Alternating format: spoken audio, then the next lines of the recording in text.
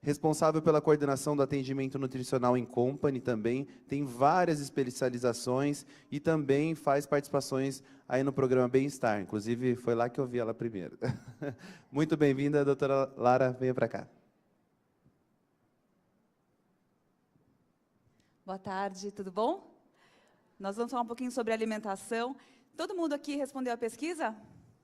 Muita gente respondeu, né? Então, eu vou trazer os resultados da pesquisa para vocês também, tá bom? Bom, vou me apresentar novamente. Eu sou nutricionista há 23 anos, trabalho em consultório há 23 anos também. Estou terminando meu doutorado na USP e o tema do meu estudo é a associação entre a ansiedade e o consumo de alimentos. Então, a gente vai falar um pouquinho sobre comportamento alimentar juntos aqui também, tá? Fiz algumas especializações, dou aula em alguns institutos, em algumas pós-graduações, e represento o Conselho de Nutricionistas e a Sociedade Brasileira de Alimentação e Nutrição na parte de comunicação. Aqui estão os meus contatos, eu vou deixar meus contatos também no final da apresentação. Eu tenho alguns livros publicados, então aqui estão, na parte de cima, os livros que eu publiquei sozinha, embaixo os que eu participei com capítulos, tem mais alguns em andamento, sobre comportamento principalmente, sobre coaching também na área da saúde. Já ouviram falar de coaching, né? A maioria das pessoas ouvem falar de coaching para carreira, né? Para a parte de ascensão profissional, e eu fiz um estudo no American College of Sports and Medicine sobre coaching na área da saúde, saúde e bem-estar, e a gente aperfeiçoou aí para o coaching e nutrição, então vou falar de algumas técnicas também que a gente usa para mudança de comportamento também. Bom, eu sou sócia fundadora da Etnet, é uma clínica de nutrição que está aqui perto. Eu vou fazer a propaganda de novo, tá, Everton? Nós atendemos já há mais de 10 anos também, aqui na Tabapuã, então dá para ir a pé, né? Se vocês quiserem atendimento de nutrição lá, aqui é a clínica, então a gente tem várias salas de atendimento, vários exames, exame de composição corporal, que verifica quanto que a gente tem de gordura, de água, de massa magra no corpo, e aí, quando a gente perde peso, quanto que a gente perdeu de gordura, quanto que a gente ganhou de massa muscular. Também um exame que chama calorimetria indireta, que é um pouco mais raro de ser feito, que mede quantas calorias o nosso corpo gasta por dia. Então, dá para a gente ter ideia se a gente está gastando mais ou menos do que seria necessário para manter peso, para ganhar peso ou para perder peso, que é a grande maioria das pessoas que querem, né? E a gente atende vários planos de saúde, então, se vocês quiserem passar em consulta ou fazer exames pelos convênios, isso é possível também, tá? Então, a gente tem o plano de saúde antigo de vocês, que era a Allianz, né, que a gente atendeu bastante gente aí. A gente tem a One Health e tem a Lynx, e a gente está batalhando o credenciamento da Mil também para poder atender vocês. Tá? A Mil e Bradesco são os que estão faltando por enquanto. Tá? E a gente faz diversas ações em company. Então, a gente não faz só atendimento em consultório, mas a gente leva o consultório para dentro das empresas também. Então, isso é possível, e aí tem vários tipos de ações, desde palestras até atendimento mesmo. A bioimpedância a gente pode fazer em company também, só outro exame que é mais complicado que a gente não faz. Tá? E aí, eu queria contar para vocês e conversar com vocês um pouquinho sobre as queixas que a gente vê no ambiente de trabalho. Como a gente faz atendimento dentro de empresas há mais de 10 anos, a gente observa algumas queixas comuns no ambiente de trabalho. Vocês já repararam, já sentiram alguma dessas queixas? É que a gente observa muito ganho de peso, depois que as pessoas começam a trabalhar de forma mais rotineira, né, de forma mais regrada, má digestão, sonolência, diminuição de produtividade e estresse. É muito comum a gente ver isso como queixas quando a gente faz esses atendimentos. E por isso que eu fiz algumas perguntas para vocês. Eu resolvi direcionar essa nossa conversa, esse nosso bate-papo, para as necessidades de vocês. Então, vocês receberam esse questionário, a gente teve 31 respostas, é bastante até, né, se tratando Tem que ver se o pessoal não mentiu, né? Tem que ver se o pessoal não mentiu. Eu acho que não, viu? Porque foi bem parecido com o que a gente vê por aí de respostas a essas perguntas. Então, eu vou mostrar para vocês quais foram as respostas que a gente teve, tá?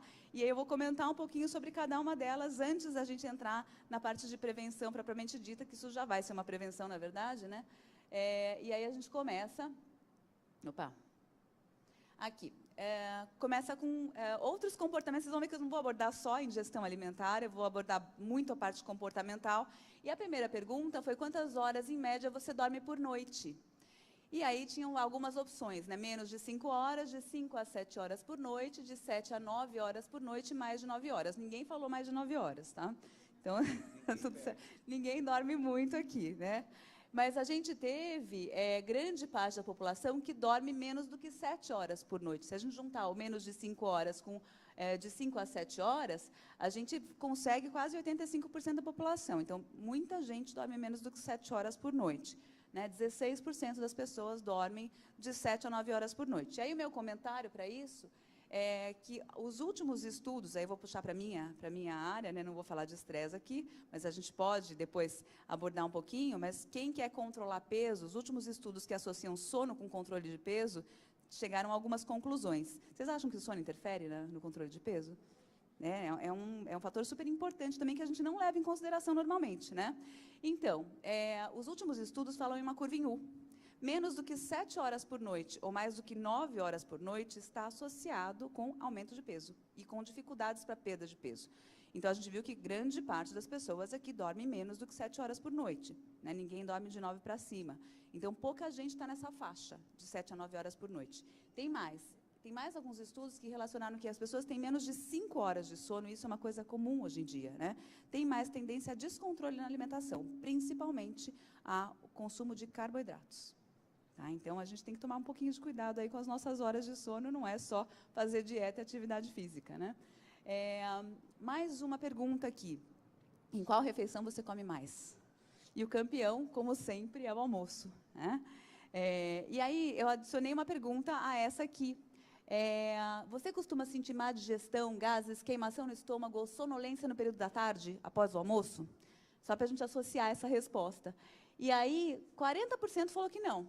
Mas 60% sente em algum momento, né, pelo menos uma vez por semana, aliás, pelo menos 2 vezes por semana, que não teve resposta para uma vez por semana. 60% das pessoas sentem sonolência, má digestão, gases depois do almoço.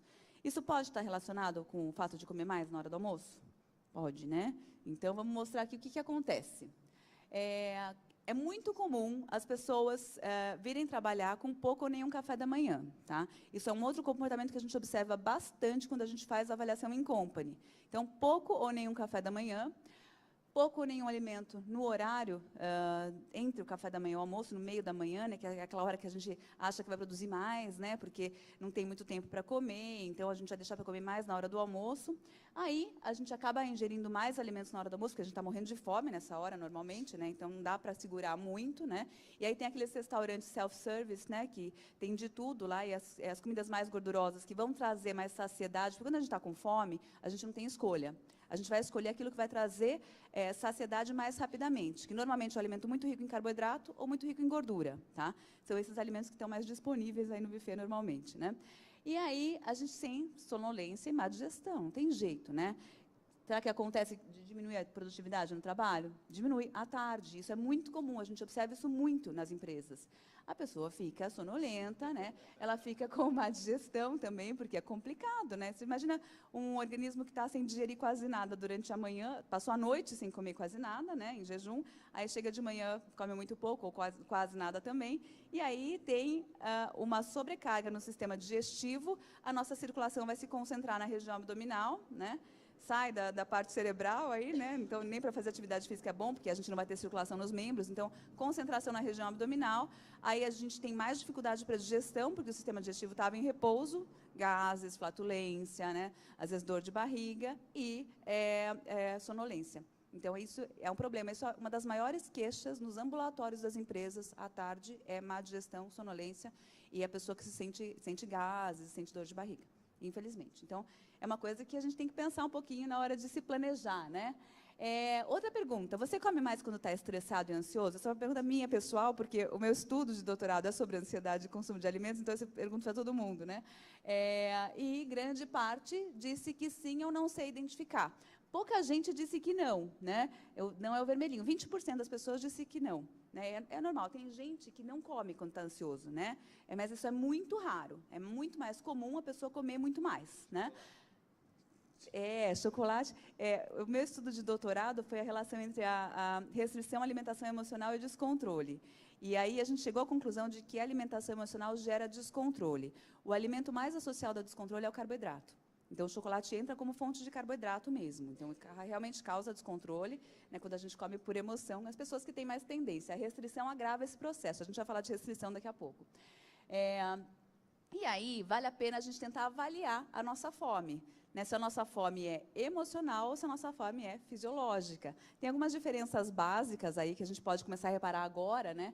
Então, a fome emocional, ela aparece de repente. Normalmente, a gente procura um tipo de alimento confortante, que pode ser o chocolate, pode ser a pizza, pode ser a coxinha, o pão de queijo, né? Normalmente, é um alimento que tem bastante carboidrato, né? A necessidade é urgente, a gente não pode esperar, mas se a gente se distrair com algum outro comportamento, a gente esquece, tá? E aí a gente não vai comer. A pessoa não para de comer mesmo estando saciada, quando a fome é emocional, porque não existe um controle fisiológico, orgânico, e normalmente ela se sente mal depois de comer, ela se sente frustrada, né? Sente fracassada, né? Sente culpa, né? Normalmente a culpa vem muito, né? Na fome fisiológica, é tudo ao contrário. Ela surge devagar, então, por isso, a gente consegue esperar um pouquinho para começar a comer, né? A gente, normalmente, precisa de uma refeição mais completa, né? Mais com todos os nutrientes que a gente vai precisar, né? Ela não desaparece se a gente se distrai com algum outro comportamento. A gente para de comer quando está saciado e tem sensação de bem-estar e prazer quando a gente para de comer, porque a gente se saciou, né? Então, a gente experimenta a saciedade, a plenitude, quando a gente tem a fome fisiológica.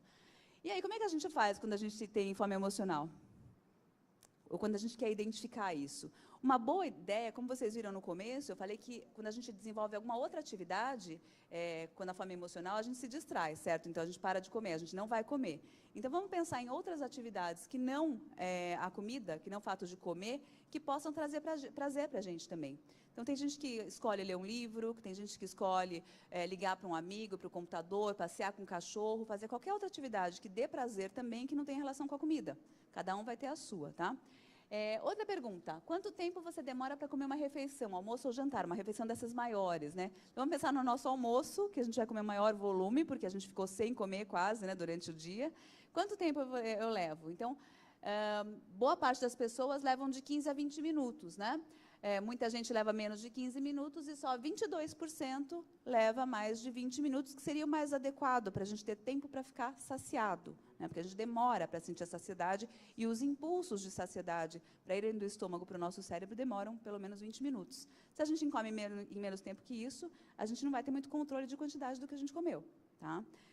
E aí tem algumas dicas aí para a gente comer mais devagar, né? Por exemplo, tentar fazer um relaxamento antes de comer. Isso não quer dizer que a gente vai sentar numa cadeira dessas antes de comer, porque a gente não tem tempo para isso, né? Normalmente a gente está trabalhando e a gente vai almoçar direto. Mas a gente pode respirar, fazer técnicas de respiração que tragam algum tipo de relaxamento e diminuição da ansiedade. Porque a gente vai comer pilhado, não vai?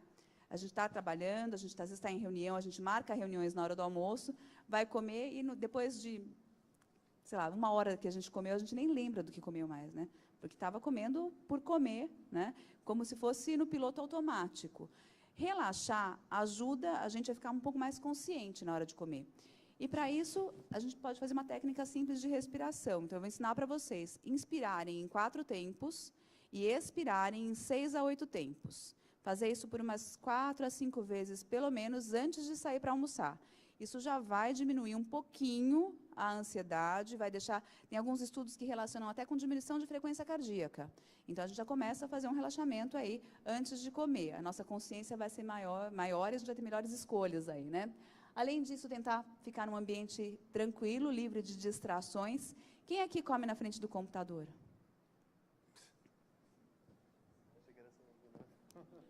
A gente não presta atenção na comida quando a gente faz isso, né? Come com o celular ou come na frente da televisão. Isso é muito comum também, né? E aí a chance da gente não lembrar o que comeu e de não ter saciedade é muito grande também, né?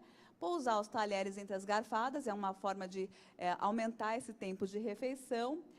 Tentar perguntar para si mesmo se a gente está com fome mesmo, né? Porque eu costumo falar que o nosso corpo não é lixo. Então, se a gente não está mais com fome, é melhor jogar comida no lixo e na próxima vez pegar menos do que colocar para dentro só para não jogar comida fora também, tá? E prestar atenção ao corpo e mastigar bem os alimentos, porque isso também é muito importante, né? Com relação à mastigação, tem gente que fala que tem que mastigar 30 a 40 vezes cada garfada. Vocês já viram isso? Né? Mas existem alguns estudos que falam que pessoas mais magras mastigam, em média, 5 vezes mais do que pessoas acima do peso. Então, existe já essa comparação, né? Mas é claro que tem coisa que dá para a gente mastigar 30, 40 vezes. Por exemplo, um pedaço de carne, né? Uma comida um pouco mais dura. Agora, não dá para mastigar 30 vezes um purê. Né? Então, tudo depende do tipo de alimento que a gente vai comer. Né? Mas, realmente, tem estudos que falam que as pessoas que mastigam 40 vezes comem 12% menos calorias. Isso representa bastante, né? Depois de um ano, mais ou menos. Né?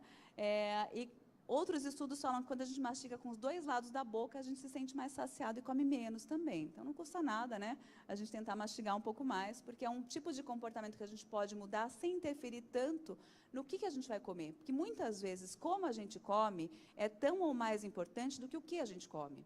Né? Se a gente come rápido, sem atenção, né, sem mastigar direito, sem sentir a saciedade, a gente vai comer muito mais do que a gente comeria se a gente prestasse atenção na comida e nos sinais do nosso corpo. Né? E aí não adianta só comer comida saudável. Né? Bom, no momento de suas refeições, você costuma realizar outras atividades, como ver televisão, trabalhar no computador, na mesa de trabalho? Foi outra pergunta que a gente fez para vocês. Né?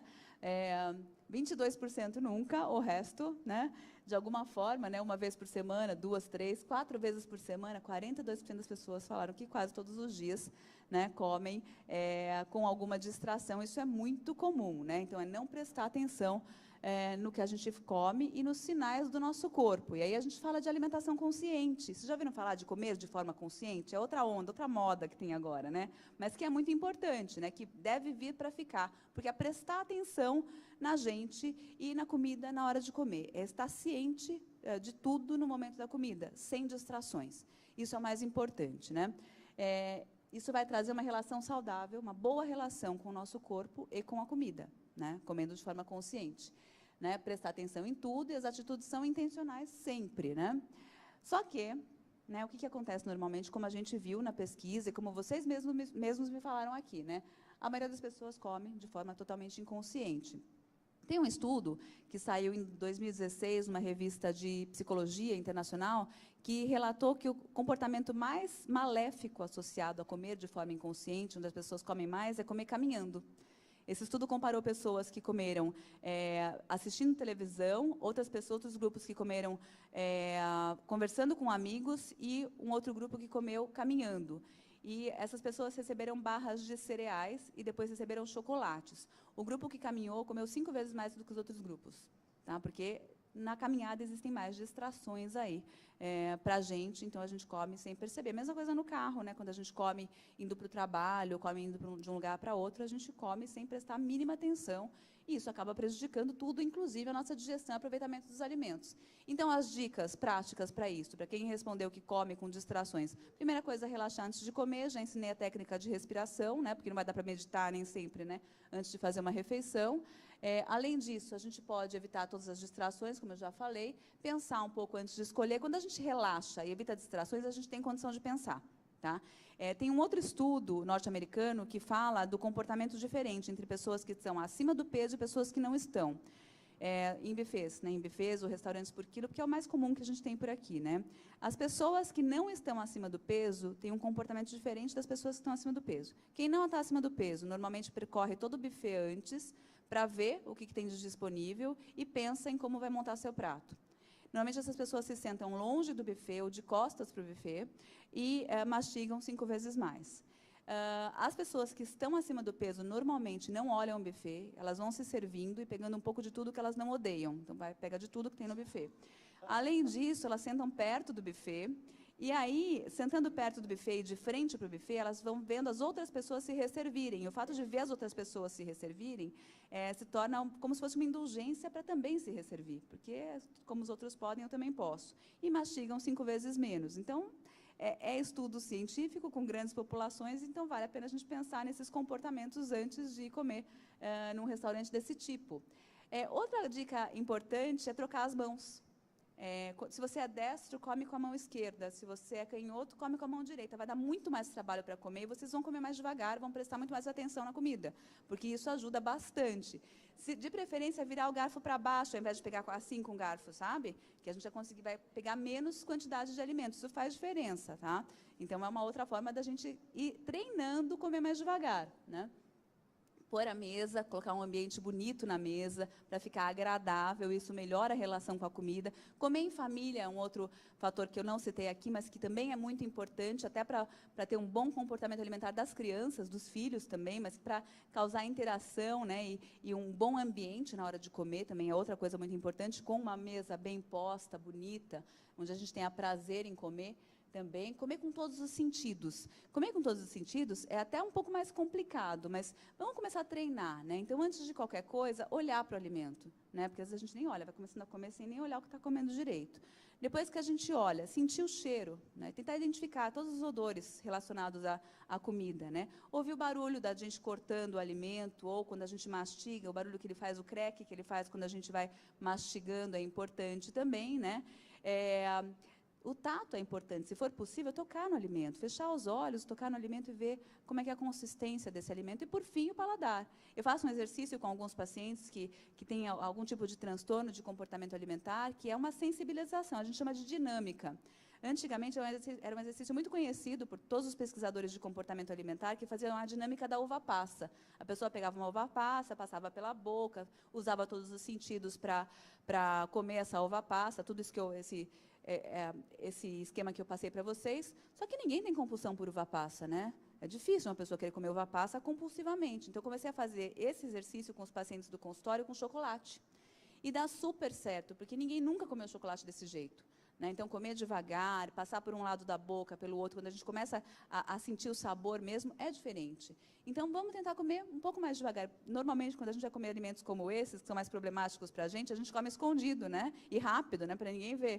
Então, tentar comer realmente aproveitando, sentindo prazer na alimentação. Quando a gente sente o prazer, a gente fica mais saciado, e uma menor quantidade de alimento vai trazer essa sensação de bem-estar para a gente vai precisar comer um monte, né?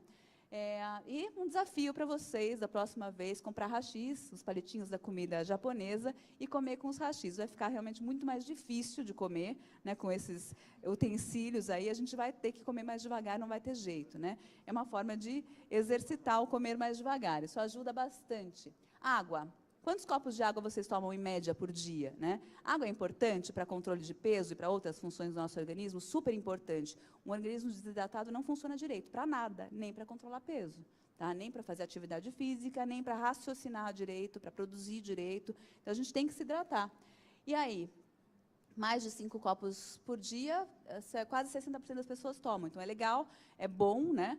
Lembrando que a hidratação tem várias outras funções do que só as que eu falei aqui, né? Então, até proteger as juntas, né? Fazer os órgãos funcionarem direito, ter transporte de nutrientes, né? Para todas as nossas células. Agora, como é que vocês controlam a quantidade de água que vocês tomam por dia? Vocês ficam contando os copinhos? Já ouviram falar que a gente precisa tomar 2 litros de água por dia? Isso é para todo mundo? Será? Não, né? A gente tem que individualizar isso também, né? É muito grosseiro falar, toma 2 litros de água por dia, toma 3 ou toma 1, né? A gente tem como controlar isso de forma super fácil, gente. Aqui, ó. Olhando a nossa urina. Vocês vão perceber que a nossa urina de manhã, ela é um pouco mais concentrada, ela é um pouco mais escura, né? E ela tem um cheiro um pouco mais forte, certo? Nos outros períodos do dia, ela tem que estar aqui, ó, bem como aqui em cima, da pessoa bem hidratada, clarinha, quase que transparente, sem odor nenhum. Vocês perceberam que ela começou a concentrar mais? Precisa tomar mais água. É isso, porque a gente perde água de todo jeito. Respirando, falando, além da urina, além das fezes também, da transpiração, né? Então, a gente perde pelo menos 2 litros de água todo dia. E a gente tem que repor isso. Só que cada um vai ter a sua quantidade, porque cada um tem uma necessidade diferente, uma perda diferente, varia conforme a umidade do ar também, varia conforme a nossa atividade física e conforme os alimentos que a gente consome, porque fruta, verdura e legume tem muita água. A maioria deles tem 90% de água. Então, talvez a gente não precise tomar os 2 litros ou 3 litros. A gente vai controlar pela cor da nossa urina e pelo odor dela também. Atividade física. Quem que pratica atividade física regularmente? Então, olha, 5 ou mais vezes por semana, 16%. Tá? Mas quando a gente vai ver a maioria aqui, de 2 vezes para baixo, a gente tem mais do que a metade das pessoas. 45% são totalmente sedentários. Né? E a gente sabe que a atividade física é um fator importante para tudo, né? Não só para controle de peso, mas para ter uma vida saudável. E o que é recomendado de atividade física para a gente? Na base dessa pirâmide tem as atividades do cotidiano. O que é atividade física do cotidiano? Não é para ir para a academia, tá? É tentar caminhar no dia a dia. Então, você tem você para o carro num estacionamento, tenta parar um pouco mais longe. Vai de transporte público, desce um ponto antes, vai para a padaria, para o mercado, para o banco, vamos tentar ir a pé, né? Vocês trabalham em prédios que têm vários andares, vamos subir escadas, né? Tudo isso ajuda a aumentar a atividade física do cotidiano, e é isso que a gente tem que fazer todos os dias, tá? Aí tem as outras atividades que a gente pode fazer, que são interessantes também, de 3 a 4 vezes por semana, fazer exercícios aeróbicos, que incluem aqueles que a gente faz sozinho, como caminhada, corrida, bicicleta, natação, mas também os que a gente faz em grupo, né? Então, futebol, quem gosta de jogar vôlei, ou algum outro esporte que a gente possa fazer em conjunto. De 1 a 3 vezes por semana, fazer atividades de alongamento ou de força muscular e evitar ao máximo repouso ou inatividade, porque normalmente a gente trabalha sentado. Se a gente chegar em casa, sentar na frente do sofá e ficar vendo televisão e só, a gente vai passar o dia inteiro sedentário, né? Isso não vai ser bom para nenhum dos nossos aspectos. Intestino, a gente perguntou sobre funcionamento intestinal também. Algumas pessoas têm um funcionamento de menos de 3 vezes por semana. Outras pessoas, dia sim, dia não. A gente tem quase a metade das pessoas que não tem o intestino funcionando regularmente. E quais são as estratégias que a gente tem para o intestino funcionar bem? O que vocês acham? Comer fibra? Sim. Tomar líquidos, comer fibras, porque a fibra precisa de hidratação para poder agir bem no nosso organismo, né? Fracionar a alimentação para a gente ter estímulo constante da função intestinal. Movimentar o corpo através das atividades físicas. Vocês estão vendo que a atividade física é bom até para funcionar o intestino, tá? Não é só para forma corporal. E laxantes, chás, estimulantes, vocês acham que é uma boa ideia? Sim ou não? Quem toma laxante, chá estimulante com frequência aqui? Chás, tá? Então, tem muitos produtos, mesmo os fitoterápicos, que estimulam muito o nosso intestino. A gente pensa no nosso intestino como se fosse um cano. E a gente tem músculos em volta desse cano, que são longitudinais e que são circulares.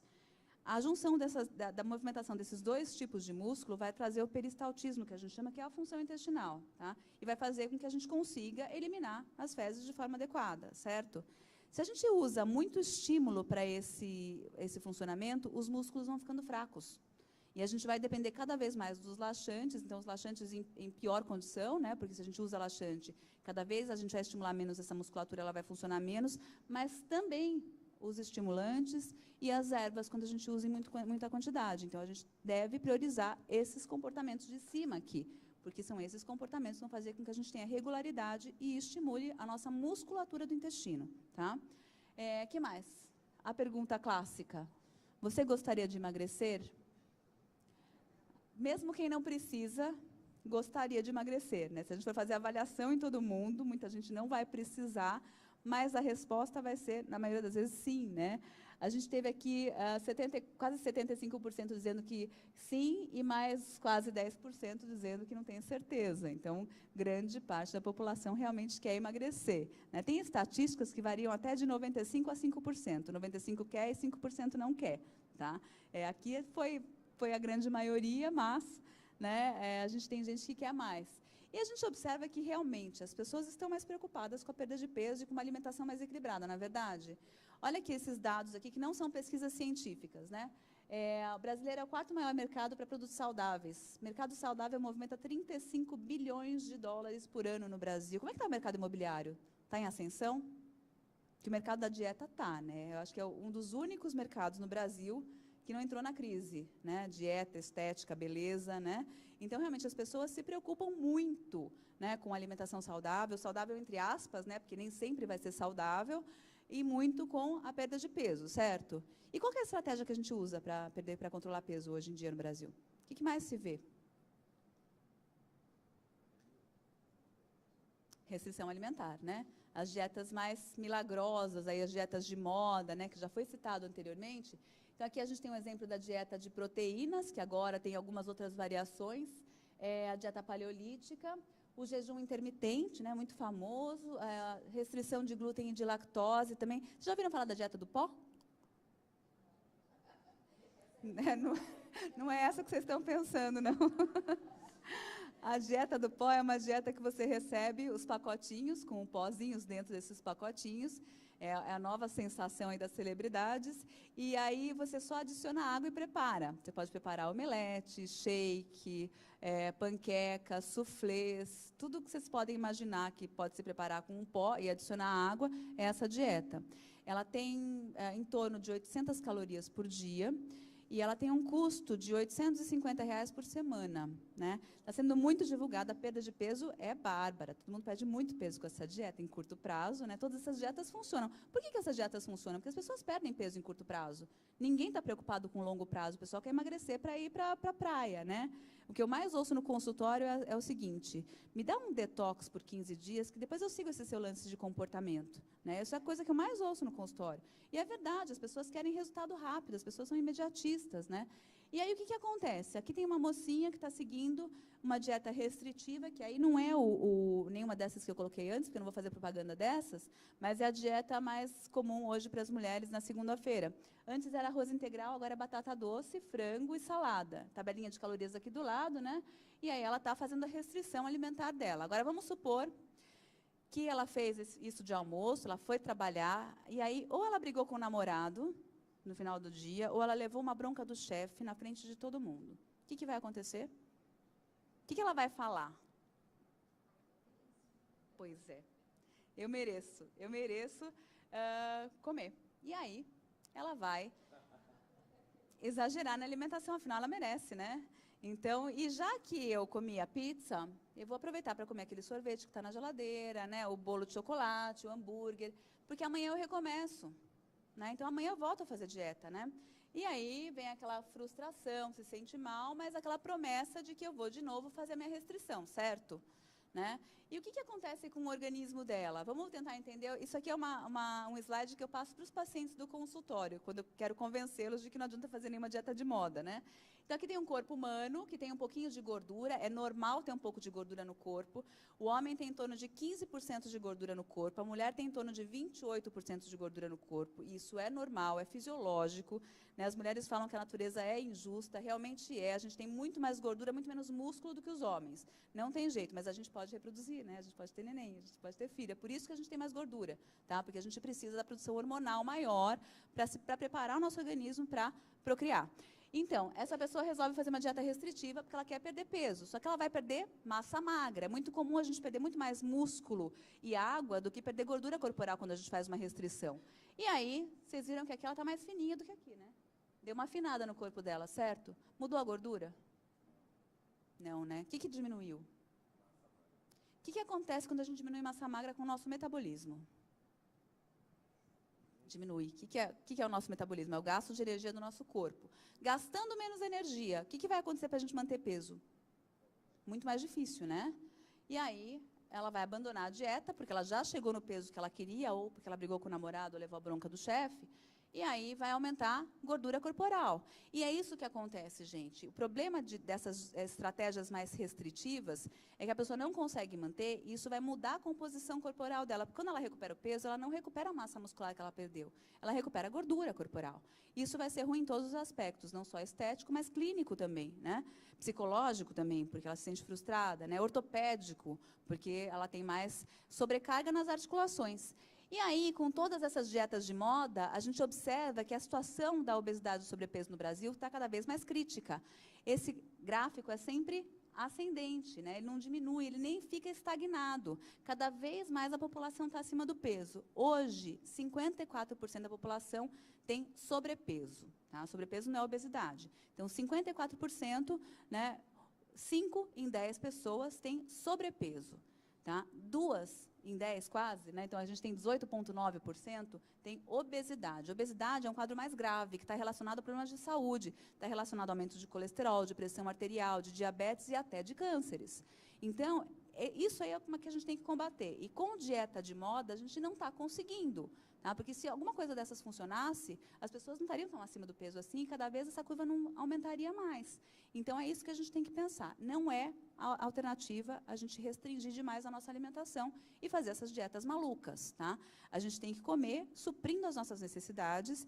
E outra coisa, não tem alimento proibido e permitido. Tudo pode fazer parte num contexto de vida saudável, mas tem que ter vida saudável. Né? Vida saudável não é só alimentação equilibrada, é também atividade física, é cuidar de sono, é cuidar de estresse, né? E é ter uma boa relação com a comida. E aí a gente pode, de vez em quando, comer uma coxinha, uma pizza, um brigadeiro, sem problema nenhum, se a gente tiver uma vida saudável. Né? Só que, infelizmente, a gente não observa isso nas pesquisas com a população. Então, grande parte das pessoas não comem adequadamente frutas, verduras e legumes. Qual que é a média de consumo de frutas na população brasileira? Vocês têm ideia? Menos de 1 porção por dia. O ideal seria 3 porções, pelo menos. Tá? Verdura e legume, menos de 1 também por dia. O ideal, pelo menos 3 também. Né? Grande parte come mais açúcar do que o recomendado. Eu vou explicar depois um pouquinho o que é o recomendado. Também gordura saturada, que é a gordura que pode prejudicar a nossa circulação, e sódio também, né? Então, grande parte das pessoas tem uma alimentação realmente inadequada. Isso é pesquisa com a população, tá? E não é pesquisa telefônica, não. É pesquisador que vai na casa das pessoas e checa a despensa. Aí, açúcar. Quem gosta de açúcar aqui? É difícil quem não goste de açúcar. Açúcar tem uma boa palatabilidade, um alimento que é gostoso, né? E aí, ele fornece energia para a gente. Então, a gente tem que saber que ele tem a sua função fisiológica também, né? Só que, se consumido em grande parte, pode trazer uma série de consequências, dentre elas o diabetes, né?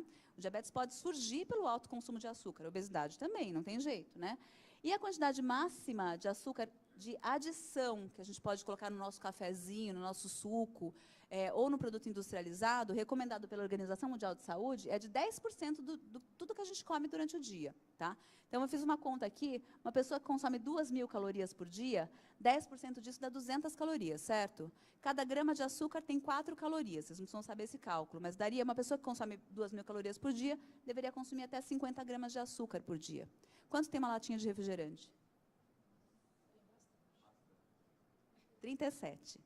Uma latinha de refrigerante. Uma caixinha de suco, desses suquinhos industrializados que a gente leva para as crianças na escola. 25 gramas. Tá? Então, não é difícil chegar nesse valor. Né? E, recentemente, em 2015, a Organização Mundial de Saúde sugeriu diminuir para 5%, ou seja, 25 gramas de açúcar por dia. Se a gente não consegue nem chegar a 10%, imagina 5%. Né? É mais difícil. Né? Gordura. A gordura fornece energia para o nosso corpo, transporta vitaminas, protege o organismo contra choque, participa de produção hormonal, né? É importante, mas a gente tem que consumir no máximo 30% do nosso valor calórico total da alimentação em gordura. Isso equivale a mais ou menos 60 gramas de gordura. Quantas gramas de gordura tem uma colher de óleo de coco? Uma colher, tá? Não muito cheia. Uma colher de sopa rasa de óleo de coco tem 10 gramas de gordura. Então, o que adianta a gente tomar um monte de óleo de coco, porque a gente vai emagrecer, e se a gente vai ultrapassar com facilidade, né, esse teor, porque é a alimentação inteira, né? A gente toma óleo de coco, aí tem mais um modismo recente, que é o café com óleo de coco e manteiga. Manteiga ghee antes de fazer atividade física, né? Porque tem efeito termogênico, e a gente já coloca. Para vocês terem uma ideia, uma colher de sopa de óleo de coco tem em torno de 100 calorias. Né? Se colocar mais uma colher de sopa de manteiga, a gente tem 200 calorias. Isso é o nosso cafezinho adicional antes de fazer atividade física. Ou seja, a gente tem que malhar umas 2 horas a mais. Né? Então, é complicado isso. Né? Então, a gente já abastece o nosso organismo com bastante gordura para depois fazer atividade física. Sal. O sal de cozinha é 40% sódio e 60% cloro. Tá? E a gente tem uma recomendação de ingerir o equivalente a, no máximo, 5 gramas de sal por dia. Tá? 5 sachêzinhos daquele que a gente tem no restaurante. Tá? Quanto que a gente consome hoje? Normal? Eu já pus a resposta aqui. Né? O consumo médio do brasileiro são 12 gramas por dia. Vocês gostam do sal do Himalaia? Vocês acham que ele é mais saudável do que o sal de cozinha comum, do que o sal branco? Já ouviram falar que o sal do Himalaia ele tem mais minerais, né? Ele é mais saudável, tem menos sódio? Então, eu vou passar para vocês resultados de pesquisa científica. O sal do Himalaia tem praticamente... Não mexi em nada, tá?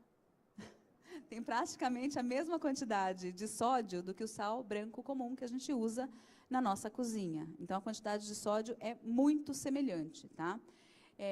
Algumas marcas até idêntica. Com relação à quantidade de minerais, as pessoas falam que tem mais ferro, que tem mais minerais, né?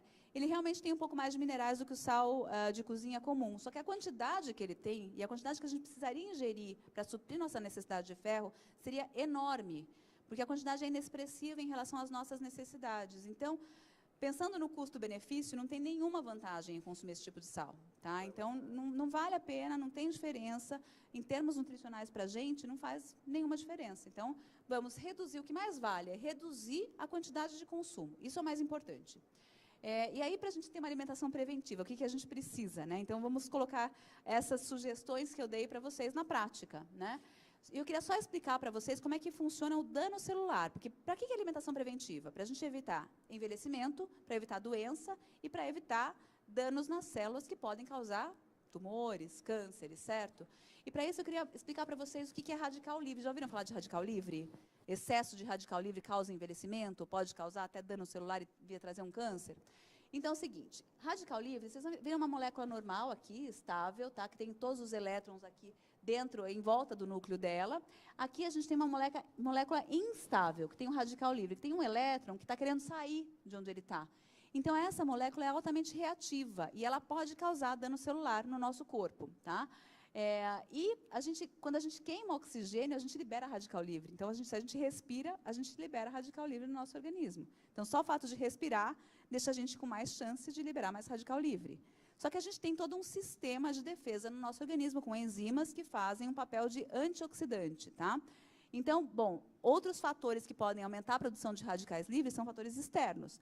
O fato de fumar, de consumir bebida alcoólica, a poluição ambiental, radiação, a luz solar, agrotóxicos, estresse diário, até o estresse pode causar aumento de radical livre. A idade, quanto mais a gente amadurece, mais tem chance. E deficiências de nutrientes também podem causar, né? Então, eles podem causar danos celulares e até câncer, como eu já falei para vocês, né? Podem causar, inclusive, Parkinson e doença de Alzheimer também, tá? E o antioxidante, o que ele faz? Ele doa um elétron para o radical livre.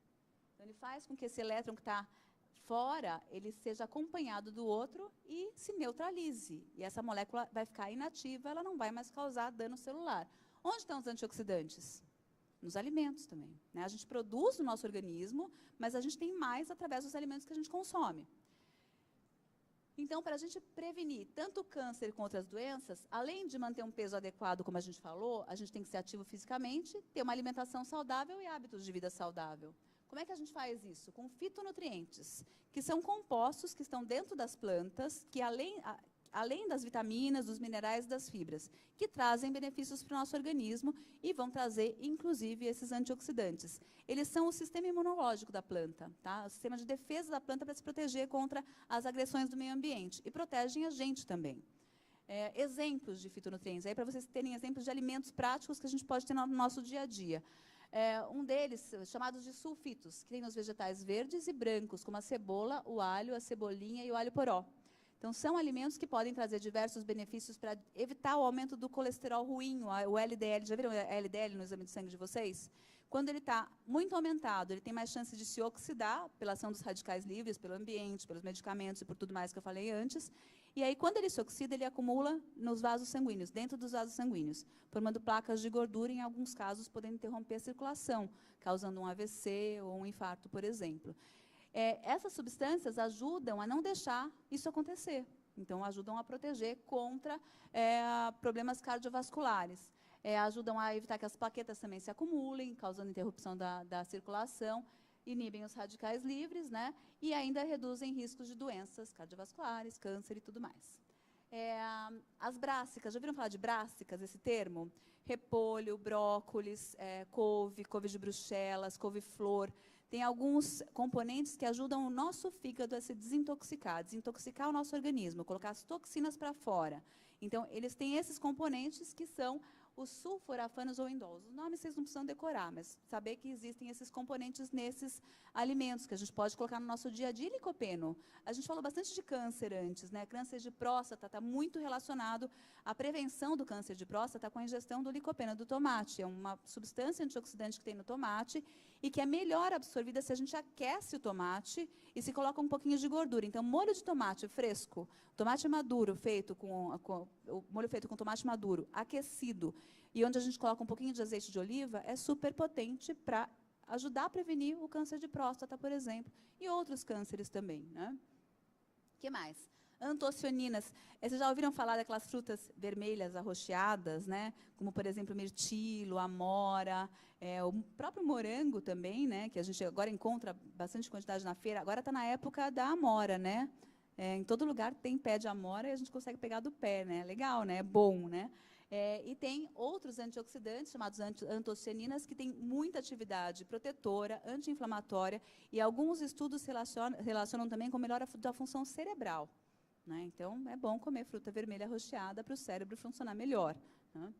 Além disso, outros vegetais e frutas que podem ser ingeridos, né, que têm outros fatores aí de proteção, né, que ajudam também a prevenir a formação dos radicais livres e a neutralizar. Então, por exemplo, laranja, os vegetais amarelos e verdes, por exemplo, melão, nectarina, a própria laranja-pera, que a gente consome periodicamente, papaya, pêssego, maçã, o chá verde também tem esses compostos que ajudam a prevenir essas doenças todas. Então, como regra geral, o que as associações anti-câncer recomendam? Que a gente consuma de 5 a 10 porções de frutas, verduras e legumes coloridos por dia. Entre os dois, entre fruta, verdura e entre os três, desculpa. Fruta, verdura e legumes, 5 a 10 porções. Né? A gente tem que planejar um pouquinho mais a nossa alimentação, mas é possível fazer isso. Além disso, bom, o que é uma porção? Uma porção é equivalente a uma xícara dos vegetais folhosos. Bagas são as berries, tá? Essas frutas vermelhas e arroxeadas. Meia xícara de outros, né, vegetais e frutas, ou uma unidade média de fruta ou vegetal, por exemplo, uma maçã, né, uma abobrinha pequena, 1/4 de xícara de fruta ou vegetal seco e 3/4 de xícara de suco natural. Isso é uma porção, a gente tem que consumir 5, tá, por dia. De preferência, cada uma diferente da outra, porque cada cor representa um nutriente diferente. Aí aqui eu trouxe umas ideias práticas que eu faço na minha casa, tá, para vocês entenderem como é que funciona. Eu ia trazer vídeo, mas eu não consegui gravar vídeo, então eu trouxe as fotos para vocês verem. Vocês usam tempero pronto? Já usaram alguma vez algum tipo de tempero pronto? Tem muito sal, Sabe né? aqueles caldos de quadradinho ou agora de pacotinho? Então, vocês viram que eu falei que a gente tem uma recomendação pela Organização Mundial de Saúde e pela Anvisa de consumir em torno de 2 gramas de sódio por dia? Um quadradinho daqueles tem quase 2 gramas. Tá? E é uma coisa muito usada. Se a gente for pegar aqueles temperos prontos, usar uma colher de sopa, vai ter os 2 gramas de sal, de sódio também. Então, às vezes, uma preparação, a gente usa tudo que a gente podia usar para o dia inteiro, né? Como é que a gente torna isso mais natural? Então, vocês já ouviram falar de sal de ervas, que as pessoas pegam todas as ervas, picam e misturam e colocam no saleiro também. Isso é possível. Aqui eu trouxe uma receita de tempero pronto. Então, o que eu fiz? Eu peguei várias ervas que tinha em casa disponível. Aqui tem manjericão, hortelã, orégano, salsinha e cebolinha. Fácil de achar, né? Higienizei, né, com cloro ou com alguma outra substância para higienizar. Juntei vinagre, azeite, um pouquinho de sal grosso, limão, alho e cebola. Bati tudo no liquidificador. E distribuí em potinhos para congelar. Porque se a gente deixar na geladeira, dura uns 15 dias. Se a gente congelar, dura 3 meses. A gente pode temperar tudo com isso. Se a gente tiver tempo e paciência, a gente pode fazer um potinho com cada erva. Um com manjericão, um com orégano, um com hortelã, aí do jeito que quiser, né? Eu faço um com todos porque acho que é mais prático. Mas é uma forma da gente começar a melhorar a forma como a gente tempera os alimentos. Porque do sódio que a gente ingere, metade vem do sal de adição nos alimentos. A outra metade vem dos industrializados, porque o sódio é um conservante e realçador de sabor, tá?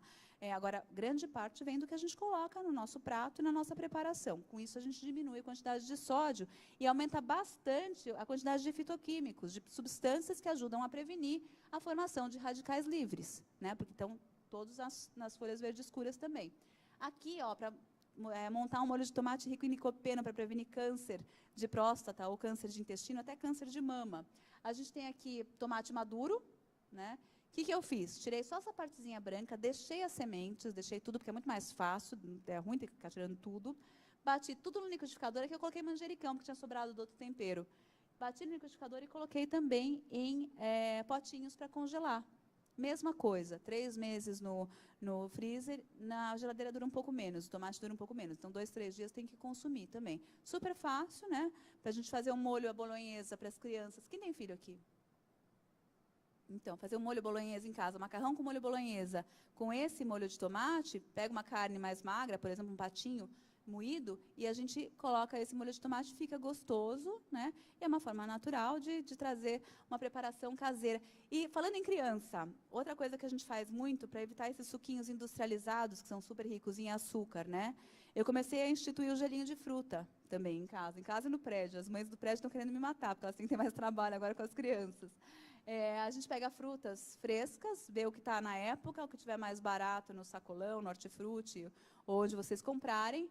E, coisa mais simples do mundo, a gente bate no liquidificador também, né? O liquidificador trabalha bastante em casa.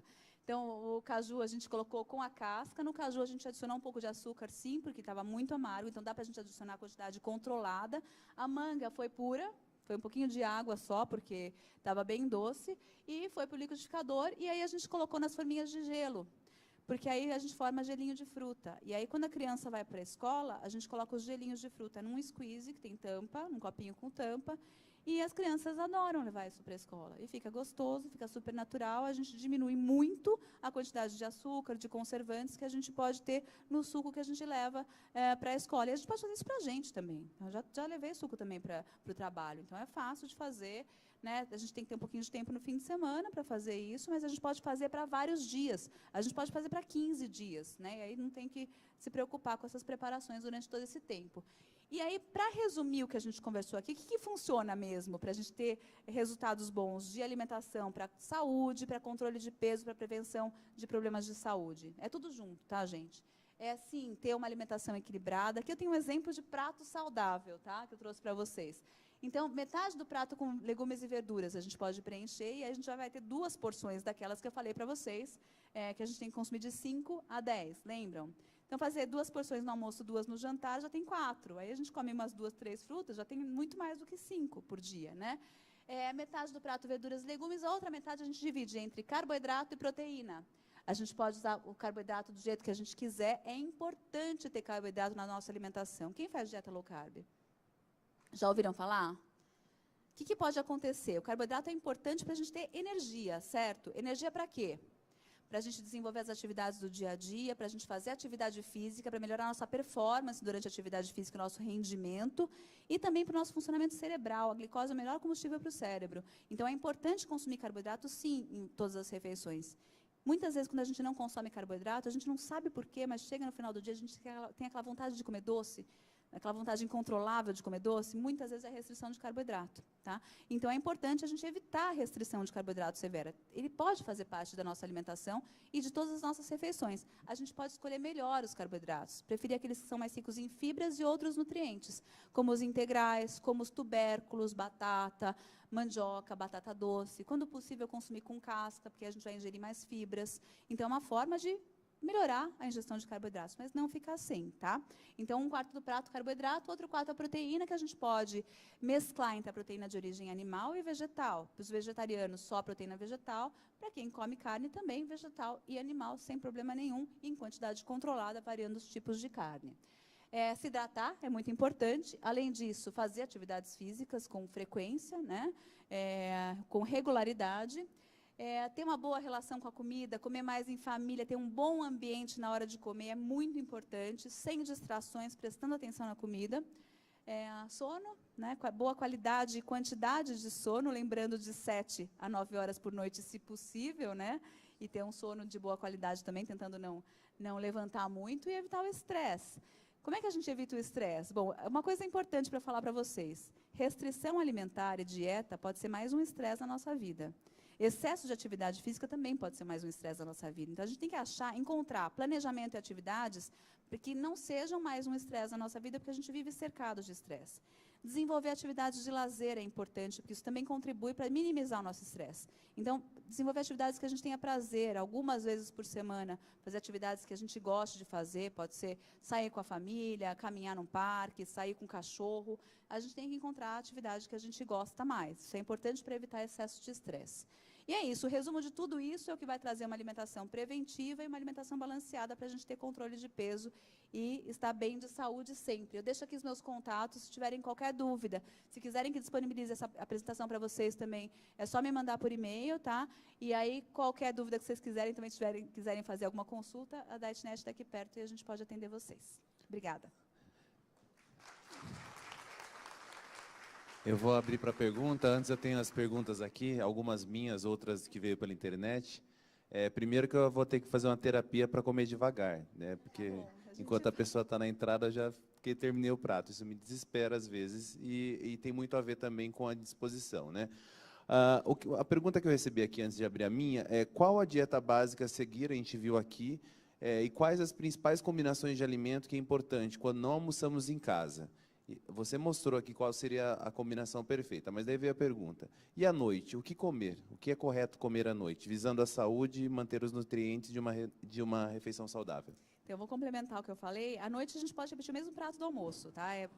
Não é proibido comer o carboidrato à noite. É mito que carboidrato depois das 6 horas faz a gente engordar. A gente pode escolher melhor o carboidrato e a gente pode diminuir quantidade, se for o caso, né? Mas não deixa de consumir um prato equilibrado durante a noite. Tem muita gente que não come comida à noite, que come lanche. Isso é muito comum também, tá? Quando a gente come lanche, a gente pode escolher um lanche que seja interessante, que possa substituir um prato. Esse lanche tem que ter uma boa quantidade de proteínas, porque a proteína vai ser importante, né, para o nosso equilíbrio, para a nossa saciedade. Então, a gente não precisa usar peito de peru e queijo branco sempre, né? A gente tem outras fontes, por exemplo, o rosbife, a própria carne moída pode ser o recheio de um lanche, o atum, que a gente pode usar mesmo atum enlatado, carpaccio de peixe, de salmão, de carne, também pode ser uma boa opção. Ovo mexido, ou ovo como parte desse lanche. Tem gente que gosta de comer tapioca, dá para fazer crepioca, dá para fazer uma panqueca com aveia, por exemplo. Dá para comer pão integral, sim, dá para comer pão. A gente prioriza os carboidratos com mais lenta digestão à noite, é melhor, né? Então, dá para fazer um bom lanche colocando vegetais junto. Então, a gente pode colocar cenoura ralada, alface, tomate, abobrinha ralada, rodelas de outros vegetais. Nesse lanche, ele vai ficar um lanche completo. Isso é possível, né? O importante é tentar não pular essa refeição, porque senão vai vir aquela vontade de comer alguma coisa antes de dormir. E, normalmente, quando a gente fica sem comer e que a gente não tem reserva, a gente vai querer o alimento que vai trazer mais calorias, carboidrato e gordura principalmente. Agora, eu não falei dos lanches intermediários do café da manhã. Essa era a próxima pergunta. É importante a gente ter todos os grupos de alimentos nessas refeições também. Café da manhã é uma refeição super importante, porque a gente ficou a noite inteira sem comer nada, então é uma forma de acordar nosso organismo. Tem muito estudo que relaciona um café da manhã mais nutritivo, com diminuição da fome durante o dia e com melhor capacidade de concentração no trabalho e na escola. E no café da manhã a gente tem que colocar proteínas, carboidratos e frutas. Então, fica completo com os 3 grupos de alimentos principais. Energia através do carboidrato, e a gente também vai preferir o carboidrato mais rico em fibras, quando for possível. Então, cereais integrais, os pães, as torradas, algum outro tipo de granola, por exemplo, aveia pode ser uma boa fonte de carboidrato rico em fibra.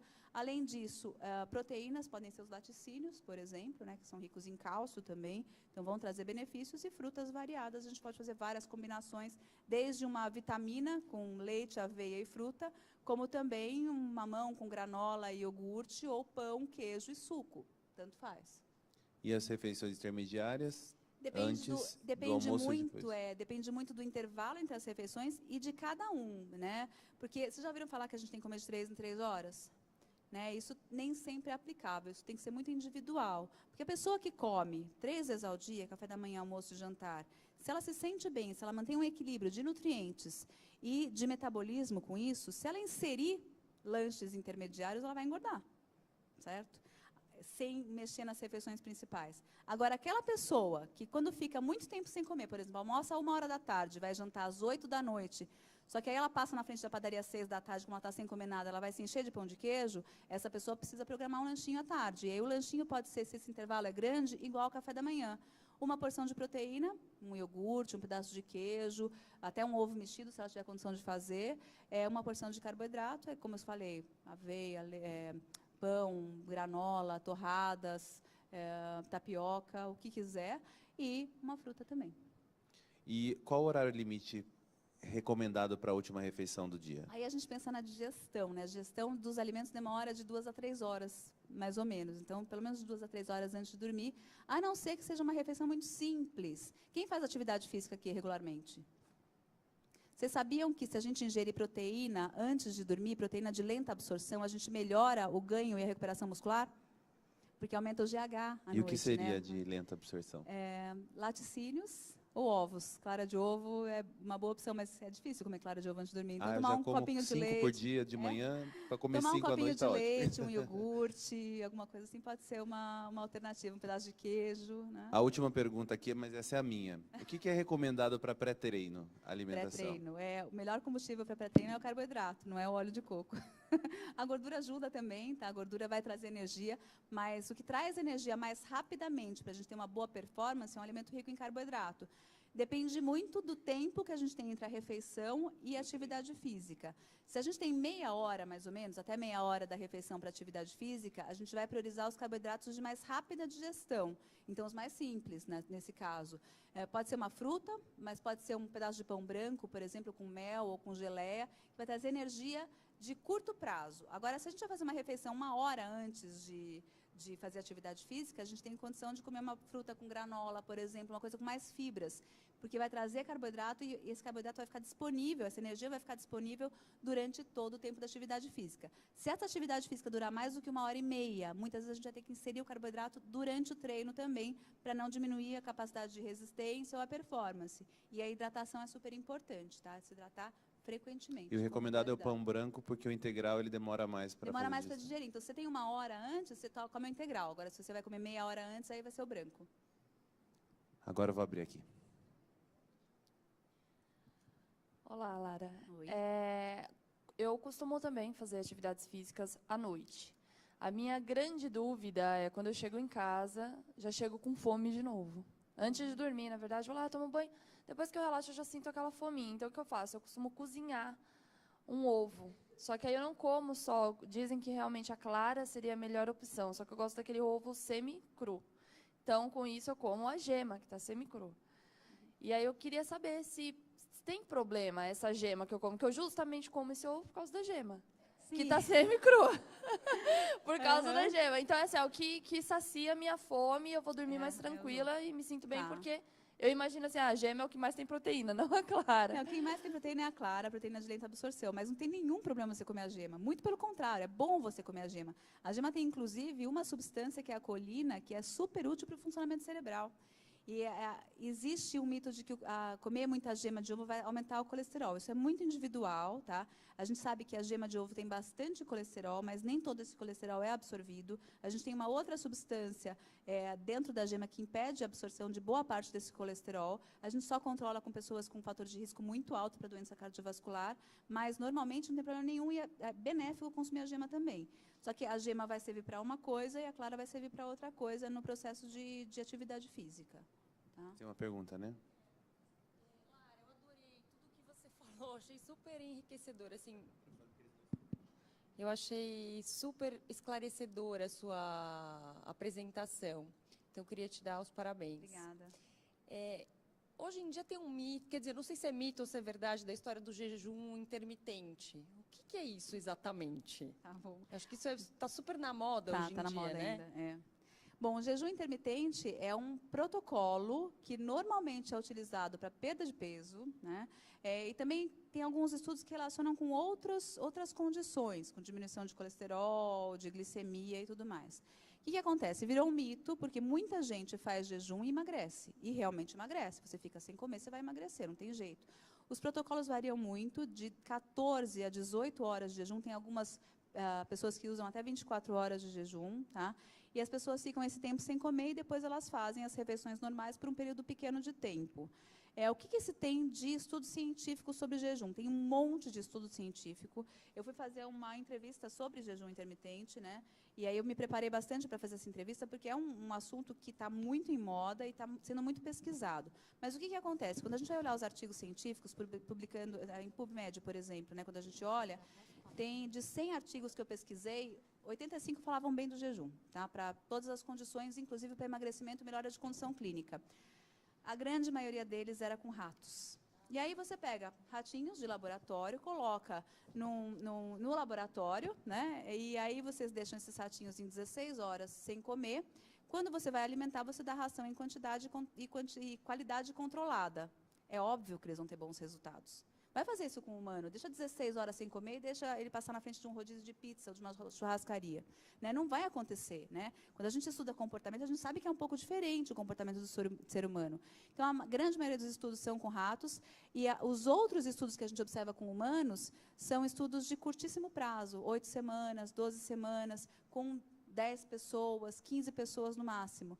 E a gente não tem estudos conclusivos. O que a gente tem de estudo científico de longo prazo é com restrição alimentar. Qualquer tipo de restrição alimentar causa perda de peso. 95% das pessoas emagrecem, é por isso que dieta de moda dá resultado, em 6 meses, mais ou menos. E 95% das pessoas voltam a ganhar peso, ou ganham mais ainda depois de 2 a 5 anos. É isso que a gente tem de trabalhos grandes e que trazem algum resultado. Eu não sei se vocês ouviram falar de um reality show no Discovery Home and Health chamado The Biggest Loser. Foi feito um estudo, foi publicado numa revista de grande circulação científica no ano passado. Eram 16 pessoas que participaram do estudo. As pessoas foram pesadas, medidas, com gordura medida também, metabolismo, antes e depois do programa.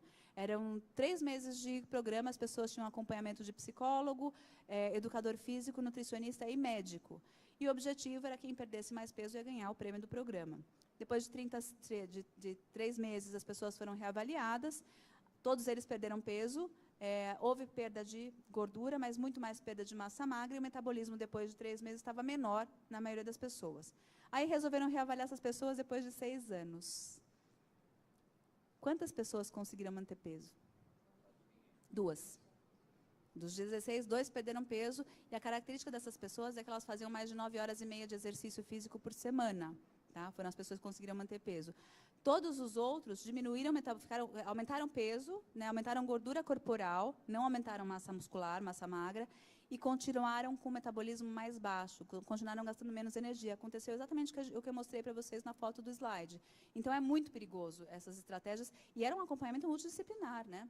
Mas que visava a perda rápida de peso, né? E todo mundo fez dieta restritiva, apesar de ter nutricionista acompanhando, de ter médico, educador físico, todo mundo queria ganhar o prêmio em dinheiro do programa. Então, todo mundo se esforçou demais, até mais do que foi orientado. E aí, a consequência em longo prazo é essa. Esse que é o problema. Então, a gente não tem estudos assim sobre jejum, porque não tem estudos em longo prazo com seres humanos, mas a gente tem com restrição alimentar, que é a mesma coisa. Lara, também parabéns. Obrigada. Uma pergunta rápida. Eu faço muito no consultório, apesar, eu sempre recomendo buscar um nutricionista, mas a gente acaba, às vezes, dando alguns conselhos. E, na realidade, eu falo um pouco com as mães sobre calorias vazias, que eu falo assim, olha, na dúvida, dê um alimento natural, porque, pelo menos, o teu filho vai estar consumindo calorias que alimentam. Né? Ou seja, é uma das questões que eu normalmente costumo bater. Eu falo, alimentos, quanto mais processados, quanto mais industrializados, né? Quanto mais longe do natural, menos vão favorecer aquela criança e vão satisfazer. Eu gostaria que você me comentasse e me corrigisse aqui. Não, sim, os alimentos processados, eles têm muito menos nutrientes, muito menos fibras, então vão saciar muito menos, né? A única coisa que eu costumo orientar é que excesso de restrição pode ser prejudicial também, né? Então, a criança que é restritiva o tempo todo, que tem muita restrição alimentar por parte da família, pode desenvolver um transtorno alimentar, ou pode comer escondido, ou pode roubar o lanche do colega. Então, o que eu costumo orientar os pacientes do consultório? A gente vai oferecer a comida mais saudável, mas o alimento que é mais gostoso, mais palatável, que nem sempre vai ter um valor nutricional muito elevado, ele tem que fazer parte, né? Então, a gente pensa na proporção de 20% de todo o resto, contanto que exista um comportamento saudável nos outros hábitos de vida. Então, comer junto com a criança é importante, fazer atividade física junto, fazer com que ela participe das preparações, que ela conheça os alimentos, porque tem criança que não conhece fruta, verdura e legume, né? Então, isso é muito importante. Então, a gente vai continuar estimulando os alimentos mais saudáveis, mas, para isso, os pais precisam comer junto, né? Porque não adianta eu dar brócolis para o meu filho e comer X-bacon, né? E também acontece isso muito, né? A criança come num horário, os pais comem no outro horário. E a presença da família é muito importante também. Então, é tudo isso junto, mas considerando que vão haver os momentos que a criança vai comer os outros alimentos que são mais palatáveis também, e que ela tem o direito de comer isso. Não tem jeito, a Coca-Cola, o fast food, vai ter sempre isso, né? E a gente não pode ignorar, porque se a gente ignorar, ela vai roubar do lanche do amigo, né? Pelo tempo, cabe mais 2 perguntas. Tem uma aqui, a próxima lá, e a gente finaliza. Oi, Lara. Boa Oi. tarde. Eu tenho 3 pontos que eu tenho curiosidade em saber. Primeiro, sal de Mossoró, se ele traz algum benefício, sal grosso de Mossoró, com relação ao sal normal de cozinha. Sal grosso de Mossoró.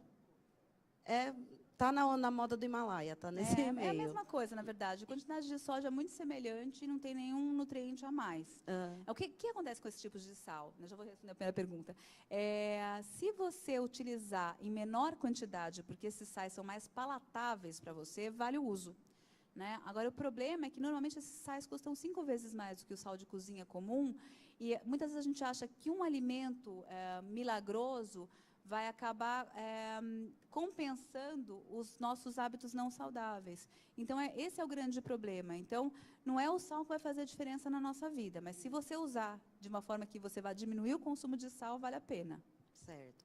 Outra questão, a alimentação mais balanceada junto ao consumo de Lugol e magnésio PA. Realmente ajuda no metabolismo, a limpar as impurezas do corpo? Em forma de suplemento. Isso. Então, se a gente tem uma alimentação balanceada, a gente não precisa de nada extra. A gente costuma dizer que qualquer tipo de suplemento alimentar, seja ele um fitoterápico para melhorar o metabolismo, seja ele um termogênico para aumentar gasto calórico, que também é muito comum a gente ouvir falar nesse tipo de uso, né? O magnésio, por exemplo, para melhorar a ansiedade, para melhorar o humor. Tudo isso vai funcionar se a gente tiver uma dieta equilibrada, uma alimentação equilibrada, ter uma boa qualidade do sono, evitar estresse, ter uma boa relação com a comida e fazer atividade física. Só que se a gente faz tudo isso, a gente não precisa de suplemento. Então, assim, é verdade. Então, a contribuição é muito pequena. Saiu uma revisão grande de uma revista científica norte-americana que falou que a contribuição de qualquer tipo de suplemento para uma vida mais saudável é de menos de 2%. Né? Todo o resto é estilo de vida. Então, assim, não tem muita serventia, e aí qualquer coisa que a gente consuma que não seja natural, a gente não deve consumir por muito tempo. A mesma coisa dos probióticos. Já ouviram falar de probióticos para melhorar a saúde intestinal? São as boas bactérias que a gente toma em forma de suplemento, às vezes, manda manipular em farmácia de manipulação. Teoricamente, se a gente precisar, porque a gente teve algum desbalanço intestinal, a gente vai usar por algum tempo só. A gente não pode usar isso para a vida toda. A gente tem que ter uma forma do nosso organismo manter as boas bactérias intestinais. Então, isso vale para tudo. O nosso organismo tem que se equilibrar sozinho, né? Não vale ficar tomando suplementos sempre. Tá bom, obrigada. Nada. A Natália tem uma pergunta.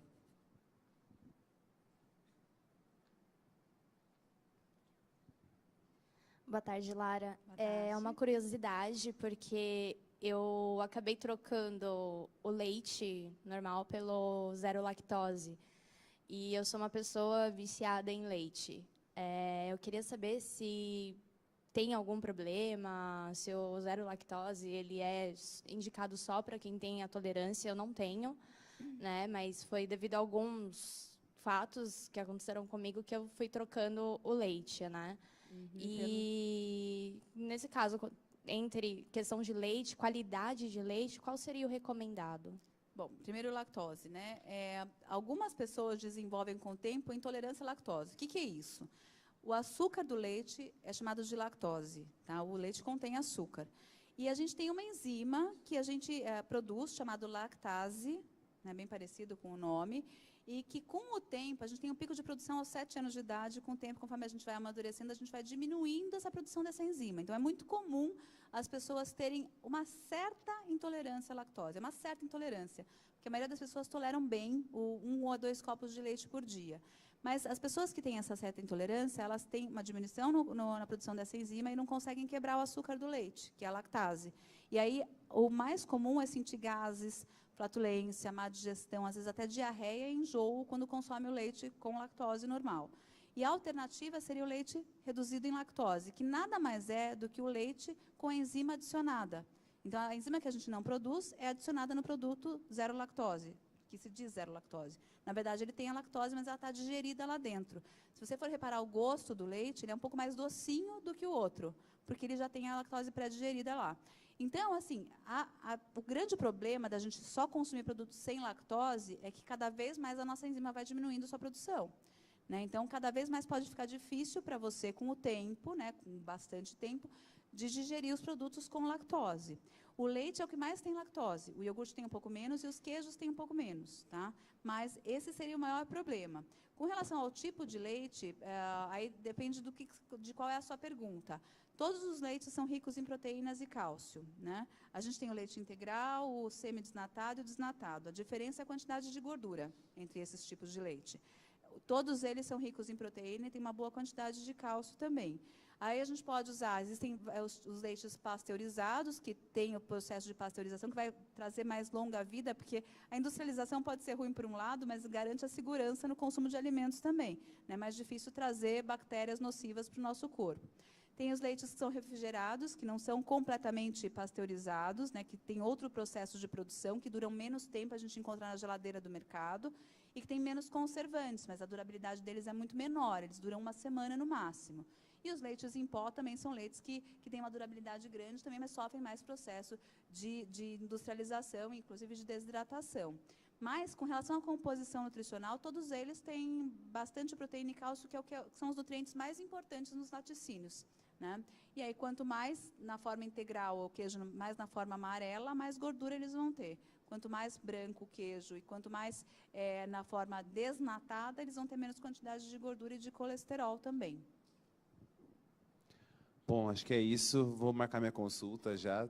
Marquem suas Façam o consultas. mesmo, isso é importante, a nutrição preventiva é importante. Eu acho que deve ter nutrição esportiva lá também. Sim, né? nós temos 3 nutricionistas especialistas em esporte na clínica. Ótimo. Então, Lara, muito obrigado pela sua participação. agradeço. Pessoal, uma salva de palmas para a Obrigada. Lara. Eu acho que o que vale também aqui é a gente fazer um fechamento. A Lara foi a nossa última palestrante da Semana do Conhecimento.